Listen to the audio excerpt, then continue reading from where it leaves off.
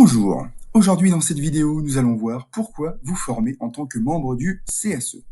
En effet, vous venez d'être élu au CSE et c'est une super nouvelle et un très bel engagement auprès de vos collègues et de l'ensemble des salariés.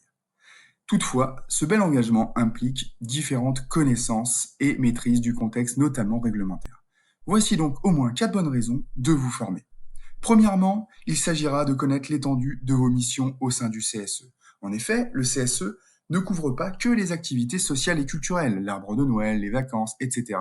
Non, le CSE a également des prérogatives en termes d'enjeux économiques, en termes d'emploi et d'orientation stratégique dans l'entreprise. Il a son avis à donner. Enfin, il a également des prérogatives en termes de santé, sécurité et de conditions de travail des salariés. Deuxième point, être élu au CSE implique de comprendre et connaître les droits du CSE afin de pouvoir exercer son mandat dans de bonnes conditions.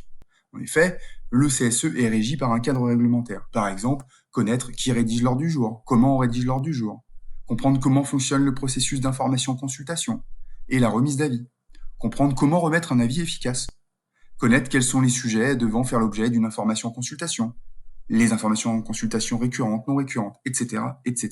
Enfin, il peut s'agir aussi de savoir rédiger une alerte ou exprimer un danger grave et imminent.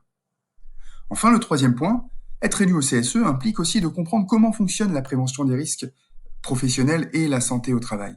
Il s'agira d'être en mesure de remettre un avis sur le document unique d'évaluation des risques professionnels, par exemple, savoir mener une enquête suite à un accident du travail, savoir distinguer les mesures relatives à la prévention primaire, secondaire ou tertiaire.